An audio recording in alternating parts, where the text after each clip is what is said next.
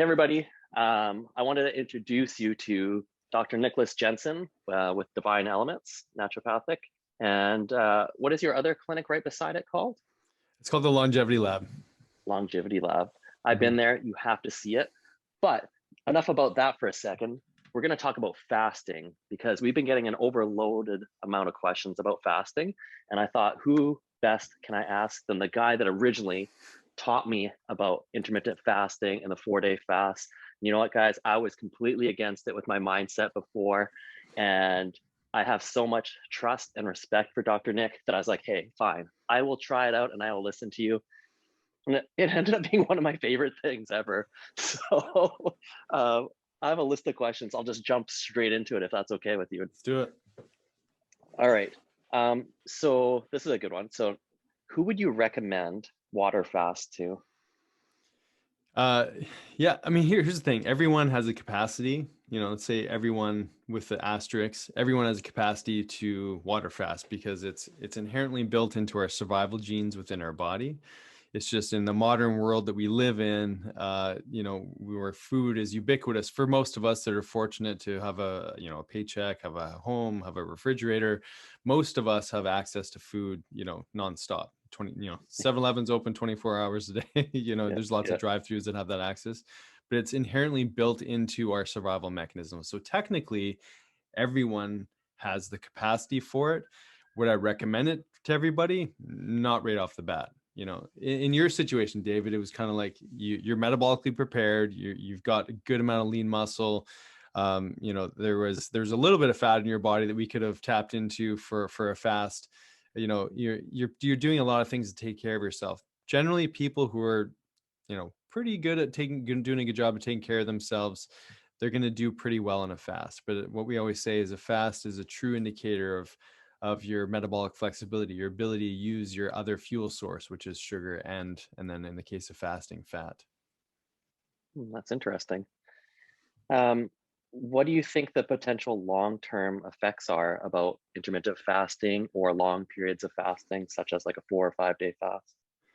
Yeah, it's personally, I've been doing I started my first fast back in naturopathic school, so it must have been in 2003 or 4. I did my first fast, and it was 3 days. It was a master cleanse. It was maple syrup and lemon water and cayenne pepper. I don't know if anyone's heard of that one. I wouldn't recommend that particular fast right now, but what it did for me more than anything was give me this awareness that the body is extremely resilient.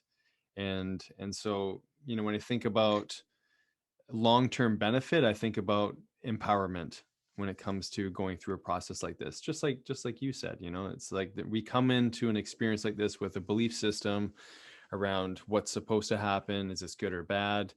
But what we come out of it is this place of like, wow, my body is absolutely incredible. And given a known stress, like taking food away, how does my body respond? And so the long-term effects initially, I think, or like maybe the short-term effects or this empowerment. Long-term effects would be we're switching metabolic engines. In the typical North American diet, we're eating food every couple hours. We're dependent on that caloric intake. That's what we would call a sugar burner, someone totally dependent on food in order to survive. And we've all been there, right? You've been there, I've been there. We've all been in situations where like I can't get past like this 3 or 4 hours away from food. And what we're doing, so the long-term benefit is to have a mixed metabolic function, fat fuel and sugar fuel. That makes sense. Yeah, I was definitely one of those people where I was taught and groomed to eat, snack. Yeah. So my initial reaction was a little bit of fear when I met you. Um, but it did, like you mentioned, have that kind of freeing effect and that empowerment. Hmm. And even just knowing, like with a busy lifestyle, that, oh shoot, I don't have time to eat. Like, oh my God, I'm like, I won't just pass away. I won't Yeah. because you're like, oh no, I didn't bring a snack with me. Yeah. So Yeah, it's those. There's a book written called "Predictably Irrational," and so many of us walk around with irrational belief systems just based on what we've been told. without true investigation around what does that mean for us as individuals. So yeah, we've all got caught in those traps, and we still do. And I think this is where, self-awareness and becomes a real strong strategy, so we can know ourselves more intimately, so that when we're faced with a challenge, we can look at it from different angles. Right. Um, so if someone were to do a 4-day or a 5-day water fast, how much muscle loss do you think would be expected for that?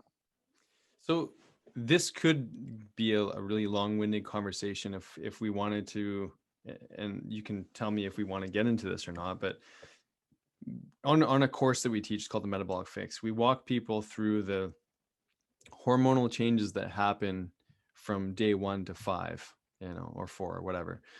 What's actually happening during this period of time. And so I don't know, it might take about 5 minutes to walk through the explanation. Is that, do you want to Yeah, let's go do into it. that? Let's go. Okay. Let's dig into it. Oh, let's dig in. Okay. So when we first think of caloric restriction, taking food away, if we took the typical caloric restriction model, which would be, just eating smaller meals throughout the day. So let's say, someone's eating around, I don't know, 2,000 calories, and then we start doing caloric restriction. Maybe we cut that caloric intake in half, but we're still eating small meals frequently throughout the day. We haven't really changed when we're eating. We've just changed the amount that we've eaten. When we do that, and I've measured patients doing this because they're convinced that this is the way to go to lose weight, we do a body composition test, and yes, you will lose muscle if you do that. If you do caloric restriction in the model that of cutting caloric intake down and increasing activity, like the Biggest Loser was the biggest example of the flopping Yeah. effect of that not working, because you're not serving the hormonal system. So now let's talk about fasting for this, the second half, is that in that first 24 to 36 hours, essentially what you're doing, away from food, let's say you're doing a water fast, insulin is dropping. And insulin's a hormone of putting fat on the body. We call it the hibernation hormone. So if you want to put more fat on your body, eat as often as you can, because we want to really upregulate insulin in order to store more fat. So it's the opposite response. When you take food away, insulin drops. So that's the first hormonal shift, is insulin starts to drop. You start burning through your sugar that's in your blood, and then you start breaking down glycogen, which is stored in your muscle and other parts of the body. You start releasing that stored sugar as insulin starts to fall. And so as this starts to get released, that becomes your primary fuel source. But eventually you burn through your glycogen. Let's say someone who's got, good muscle build like you probably have, I don't know, anywhere from 2,000 to 4,000 calories of stored energy in the form of glycogen. So you can sustain yourself over a longer period just because you've got better stores. Someone who maybe has, more prone to obesity or has a higher BMI, let's not say BMI because that's not necessarily valid, but let's say someone who has a higher fat mass percentage, they'll probably have a much lower store of glycogen. So they're going to feel a crash from going without food a lot more aggressively than, say, someone in your situation. So the first effect is insulin drops, sugar eventually starts to go down, you're burning through the glycogen. And eventually you hit this critical mass where you start feeling like crap, typically on day 2 to 3, where sugar's low, but your body hasn't recognized the ability or hasn't utilized the ability to start using fat as a fuel. And so it's this dance of feeling kind of gross and crappy. Now, as insulin drops and your demand or your utilization of glycogen starts to be used up, your body will start to use some protein. So, but when we think of protein, we think muscle. And that's just not the reality. Our body has preference for the tissue in the body that's not serving us. So that stuff it's inflamed tissue, it's burnt out enzymes, it's scar tissue, it's tight areas in our body.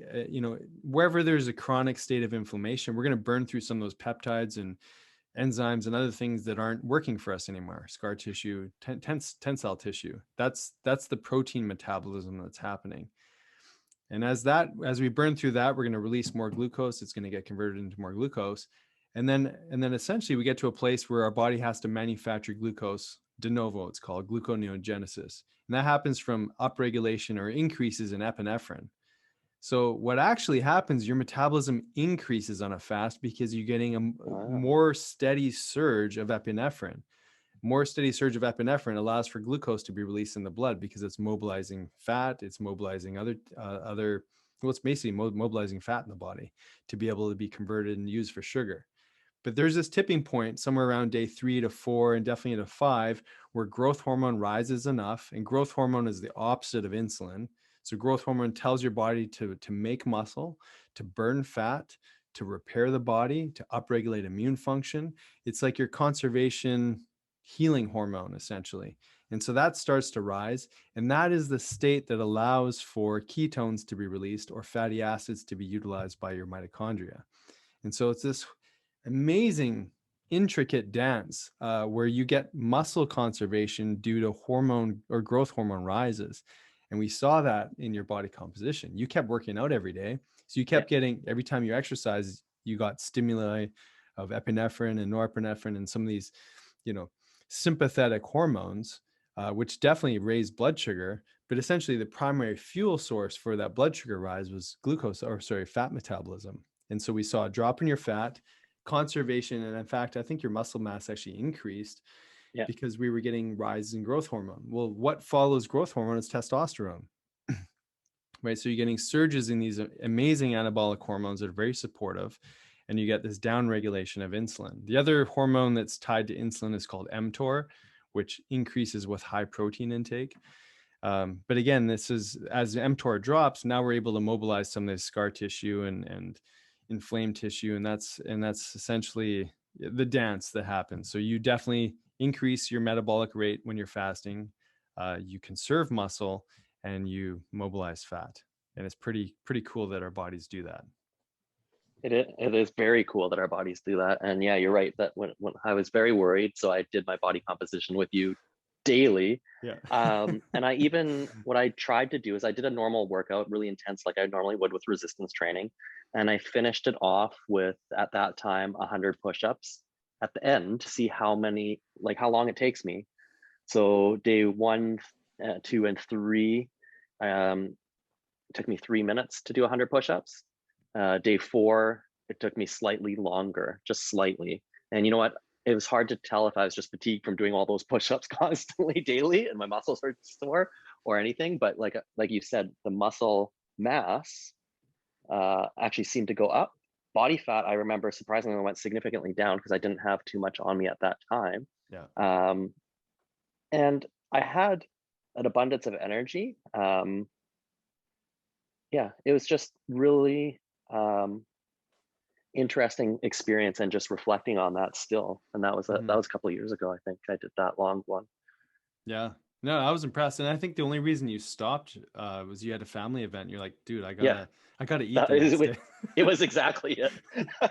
It wasn't because you were about to die or waste away. It was literally because, man, I got an event that's coming up. So I thought I was really impressed too, and it was fun to track your experience.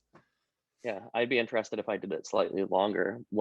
Like if I would have had more, because you said that those other days, the longer, around day 4, 5, and so on, the growth hormone keeps increasing, which then again comes with testosterone. And if I am heavy resistance training, I'd be super curious to see. So I will do it again. And how I do yours differently too, and definitely for those that are concerned, about muscle wasting. We found that using amino acids, as long as we're under 20 grams, usually an amino acid scoop is around 5 grams of protein. But we found that because that moves right into your blood, it doesn't cause this concomitant spike in glucose. It's just going right into repair, that you're getting a little bit more sustained, energy as well, but also you're getting more conservation of muscle too, if there's of any concern. And I've used it on my last water fast, and it was very helpful. Yeah, I would definitely do that. And actually, I think I don't know if we did it the first couple of days, but we for sure did it afterwards. I think you have some that I was like, yeah, let's just get this just in case. I know the numbers are saying my muscle's fine, but I worked hard. Yeah, totally. You worked hard for these things, man. Yeah, exactly. Okay, so then here's another great one. How do you properly come out of the fast to ensure your metabolic stability? Yeah, this is the part that I think a lot of people struggle with, because once you open the floodgates, it's like, how do we apply some conscious control over how much we consume? And to be fair, we screwed up our, screwed up. We way over ate on our first fast that we did. We Sonia and I went to the Philippines to do this detox retreat, and we basically ended up fasting for 12 days.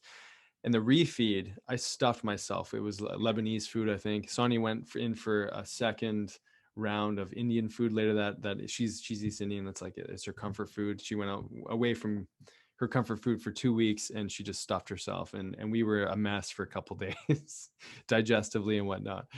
So there's definitely an art to refeeding. And so what we usually do, and we teach this in our course as well, but you want really simple foods, steamed veggies, maybe some avocado, some oils. We usually say vegetarian only for a couple days. Don't bring in the meat just yet, because really what we're doing, we're re-inoculating your microbiome, and we're really giving the proper nourishment to plant seeds in the garden of your gut.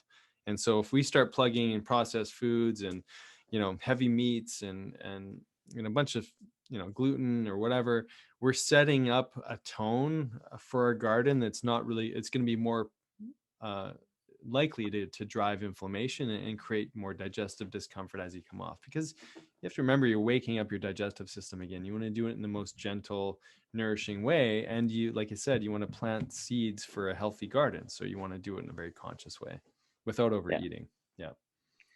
So I don't think you could overeat veggies either, but let's say it was somebody, let's just take a random number. Let's say I'm eating 2,000 calories a day, do a 5-day fast. Is there a certain amount of Yeah. calories I'm aiming to not go over? Like obviously don't go over 2,000, but should I be at 1,000? Yeah, we usually recommend what's called a partial fast. So we would be around 500 to 800 calories of vegetarian only foods. Yeah, that's basically the target. So it's a reduced. That's definitely a reduced caloric intake. But again, how we do it is we get people, again, don't spread that food out through the day. Have one meal, for Right. your refeed, and you have that one meal, and then you go to the next day. Maybe the next day you have two meals. You do your intermittent fasting protocol again. Maybe you've increased it to like 1,200 calories. And then day 3, maybe you've introduced some meat again, and maybe you're closer to like 1,600 calories, and you split it up over 2 meals. And then maybe day 4, day 5, day 7, you're reintroducing food in the same kind of way that you were eating before. And that would be getting back up to that 2,000 calories, say, as an example. Right. Okay. That makes a lot of sense. Um, so before you start intermittent fasting or before you do a long fast, like a 4 or 5-day fast, is there any preparation required? Like, do you have to change your diet before, or can I just like tomorrow jump straight in? Yeah, I mean, we're all welcome to just jump right in, of course, but just like you did, I mean, you started off with intermittent fasting. You started off priming the metabolic muscle, the mitochondria. You started to learn that you were. I think we even tested you for ketone production prior Yeah. to Yeah. going to the fast. So we prefer that. We prefer that people prepare themselves, build up their mineral stores, build up their amino acids, build up their fatty acids, get the body primed for this experience. Have a couple of experiences of a 24-hour fast. Maybe even an experience of eating every other day for a little bit, and then move into one. And so I think that even in my experience, how I like to move into a fast, I'll eat one meal a day for about 3 to 4 days before going into a full water fast. And then I come out in the same kind of fashion so that my body's already producing and utilizing ketones or fatty acids for energy. Right. Okay. Yeah. That makes And sense. and some people like to follow the ketogenic diet or more of a carnivore style of eating, leading into the fast. And anything that's going to support mitochondrial utilization of fat is going to be a good segue into a fast.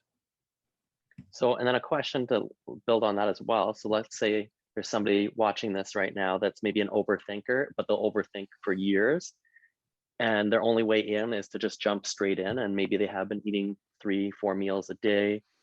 Is there any harm in or anything that they should look out for if they Yeah, just jump definitely. straight in?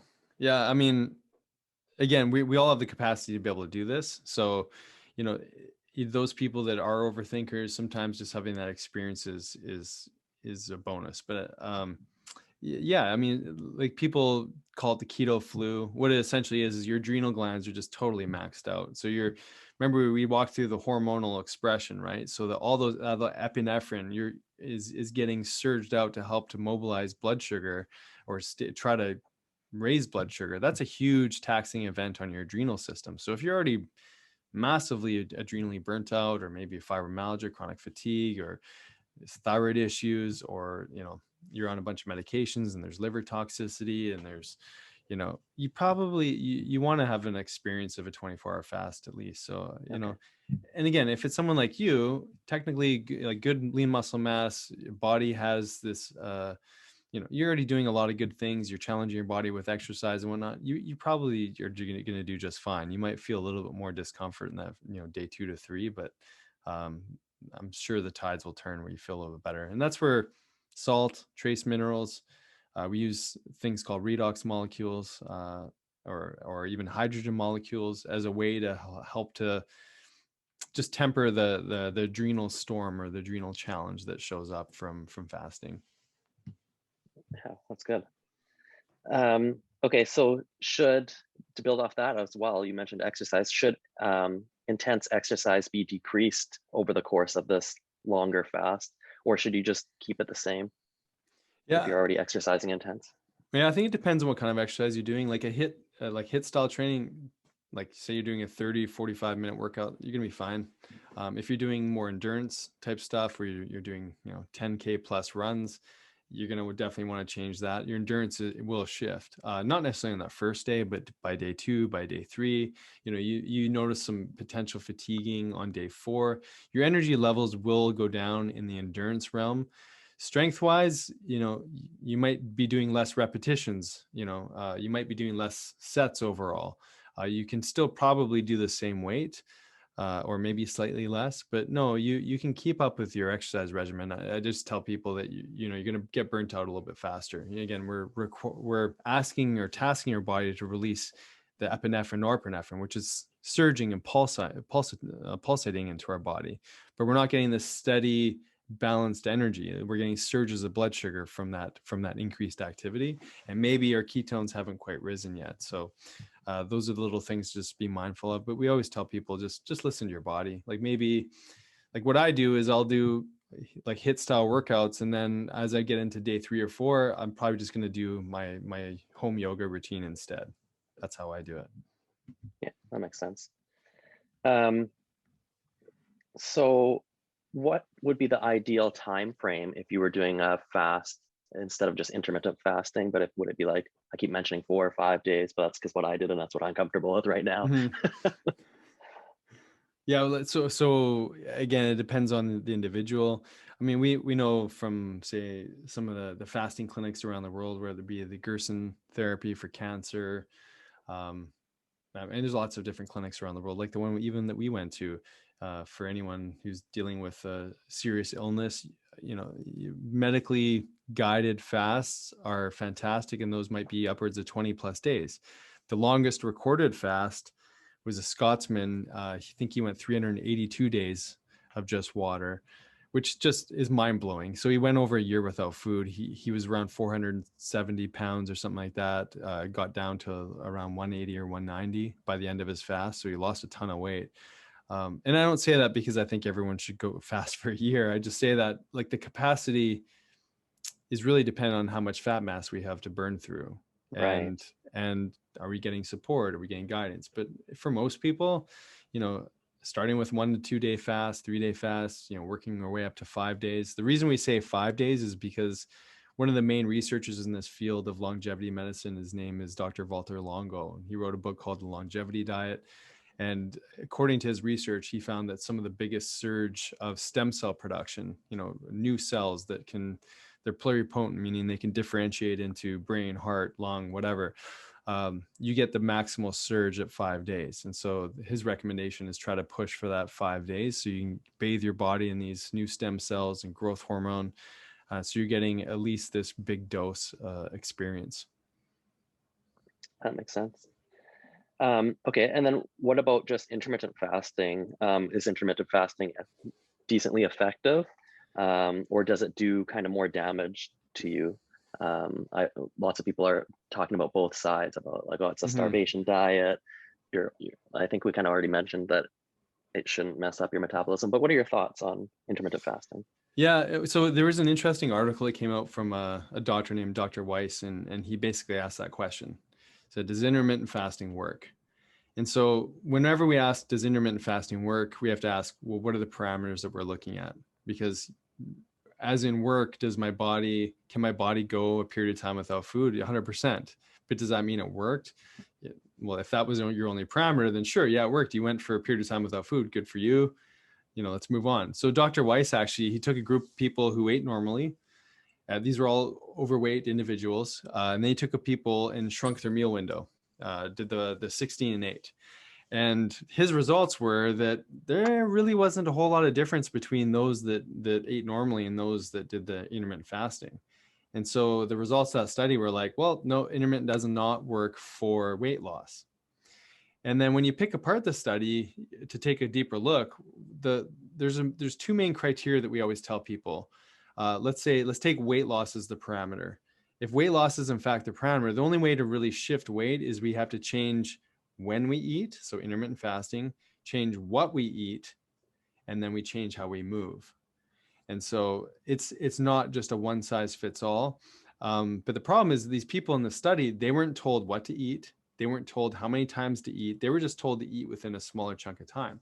So the caloric intake was the same, which isn't really the driving force, but they were still eating the same crappy food, just in a smaller window. And they weren't told not to snack. They weren't told eat two meals that are, grass-fed, free-range, organic, non-processed, non-GMO, whatever the story is. They didn't change what they ate. Now, but here's the interesting thing. I looked deeper into the study with a fine-tooth comb, and I saw that their triglycerides categorically were lower than the group that did the normal eating. Now, what triglycerides are is it's on a typical cholesterol panel. It's basically your body's last-ditch effort to store sugar, and it's packaged together with fat, and that's what a triglyceride is. And these things are measured in the blood. The people who did the shrunken meal window all seem to have a significant, or what's it called, a clinically significant difference in their triglyceride levels, meaning they dropped. Meaning when the body goes for a period of time without food, it uses those extra fuel sources that are just lingering around the blood. And so I thought that was fascinating. But overall, like weight loss or whatever, it was very similar between the two. So I always tell people, tell me what you're measuring, and then we can say whether or not it's working. Now, personally, I got into this because I was a new parent at the time. This is about 9 years ago, almost 10. I was getting sick. I mean, I'm matched by the doctor, but when I got sick, I get sick for many months. I had a newborn. I was up all night or many nights. I wasn't exercising. I had no time. It's figuring out this whole parenting lifestyle and running a business and all that stuff. And when I got sick, it was like a 3 or 4 week event. And my wife was getting really irritated with me that, come on, man, like I can't do this on my own. And I was like, I don't know. Like, I mean, so my adrenals were burnt, all this stuff. But when I started to implement this, and I'd done a test much like the one that you did at a gym, because I got a gym membership. I'm like, okay, I just got to go to the gym. I got to bring in some activity. They did a body composition test. And on my first day there, my commitment fell off real fast. I basically didn't come back for 6 months. Went back for my 6-month checkup after implementing this 2 to 3 meals a day in a smaller window. And in that time, I didn't get sick at all. I had tons of energy. My brain fog cleared. I was sleeping like a champ, even if it was less time. I could feel my clothes fit differently. It just felt fantastic. And I went back to do my body composition measurement, and I gained like 6 pounds of muscle, and I lost like 7 to 10 pounds of fat. And they're like, "Where have you been working out? Because on our registry, you haven't come in once in 6 months." And I'm like, I've just been fasting. That's all I've been doing.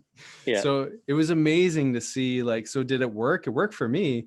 I ate twice a day, sometimes 3 times a day, but in a small window of time.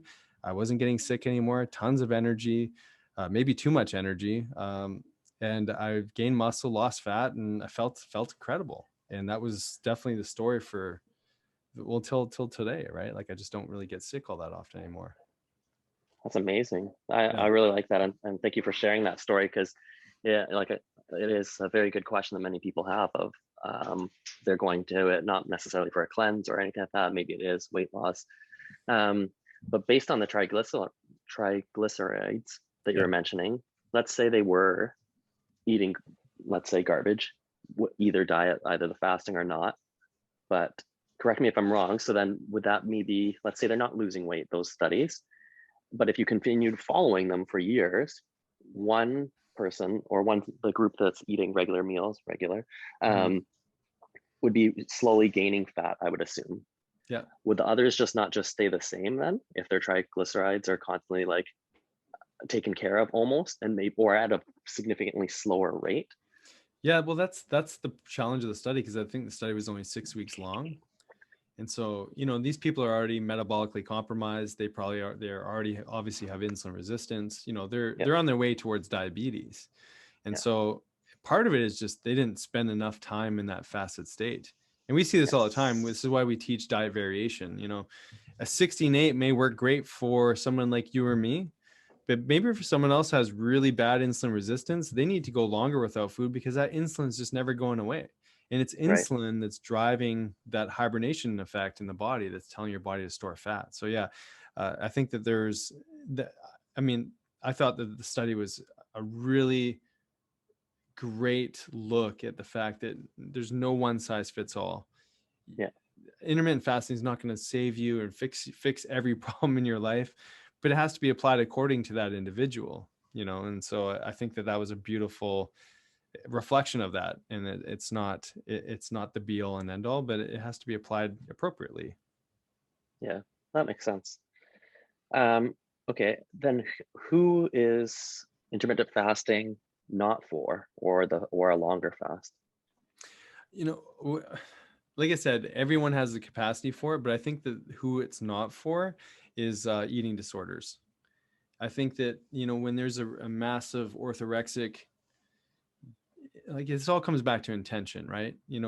Why are we choosing this for ourselves? Is it to help with digestive function dysfunction, or bring down inflammation, or are we looking to lose a little bit of weight, or are we really stuck in a mental health crisis where we're not dealing with our trauma and our underlying pains, and not really taking compassionate care of our mental health? And I think that if we people who have a history of eating disorder, it's probably not the best.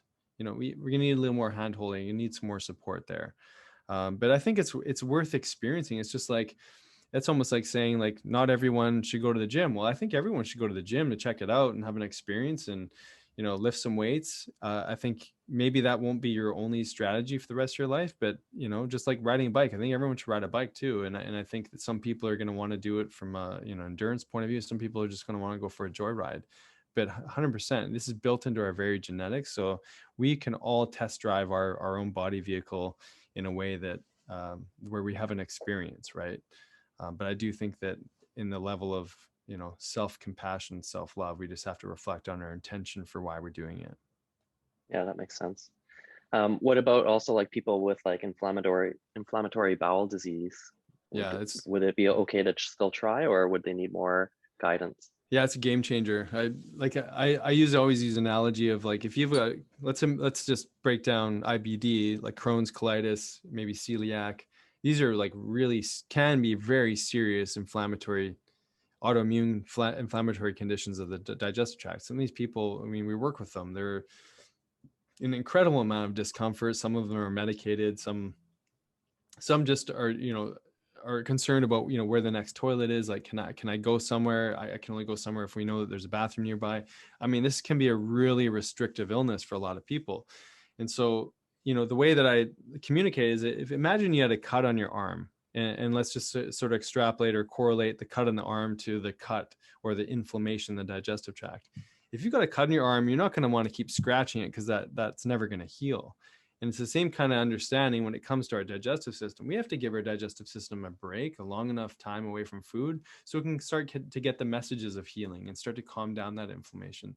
So 100%, it becomes a healing strategy for anyone with IBD. And my personal history, my mom had Crohn's, or was diagnosed with Crohn's. I had all the same IBS like symptoms. I was never diagnosed. And it was one of my main tools that made a profound, or had a profound effect on my digestive health. So it's definitely a staple. Wow, that's amazing to hear. And the analogy that you gave is really good again about like the wound and just you Totally. don't want to keep scratching it. So when you put it in that perspective, it does make a lot of sense. Yeah. Um, what about the time of the day for your actual eating window if you're intermittent fasting? Does that matter? Yeah, it does. I mean, we reflect on a few different concepts. One of our favorite ways to reflect on this is the Ayurvedic philosophy of the time of the day and when your digestive fire is at its strongest. So the best time to eat your largest meal would be the middle of the day. So this is called the pitta time of the day, where the digestive fire is, revved up. That's the best time to have your biggest meal, in our opinion, or Ayurvedic opinion. And so if you're going to do a 2 meal a day, the first meal of the day, somewhere around, let's say 10, 11, 12, 1, 2, and then your second meal of the day, maybe around 4, 5, 6, 7, that would be a great 2 meal a day kind of program. And you can play with when you start, when you stop. You definitely want to get the larger meal in the first window, and then the smaller meal at nighttime. And because what happens is insulin basically doesn't work very well at night, and so it just keeps getting pumped out, but our body does not utilize, or we're more insulin resistant in the evening because our body's supposed to be resting and sleeping. We're not supposed to be digesting in the evening. And so having that big, huge meal at the end of the night with all the snacking and all their typical, distraction behaviors that we tend to do to ourselves, often that can also be a roadblock for weight loss and intermittent fasting, because we're just eating too much too late at nighttime. Okay, that makes sense. What is the minimum number of hours one should do the intermittent fast? Yeah, this is where this just becomes a unique experience for the individual. We always just say, again, we teach diet variation. So, maybe 3-4 days a week you do a 16 and 8. Maybe you have one day a week where you do a full 24-hour fast. You have, let's say you have lunch today or dinner today, and you don't eat till lunch or dinner tomorrow.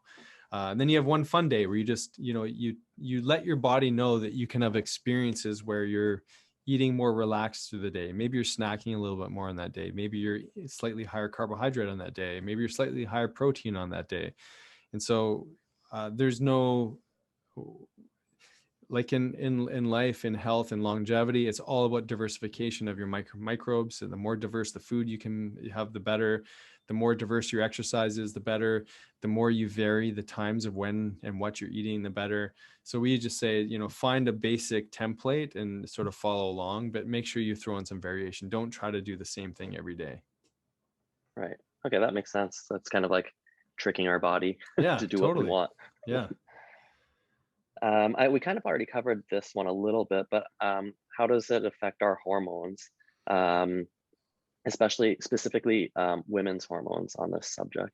Yeah, this is a great one. And you'll have to do a chat with Dr. Sonic. She's an expert in this area, and how women should fast differently than men and follow more the monthly cycle.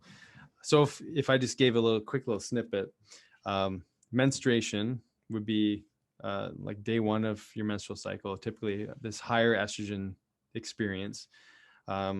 That's typically, once menstruation stops, that tends to be the best time for fasting up until ovulation or just past that. So midway point between the, day 1 and day 28, let's say, if it's 20-day cycle.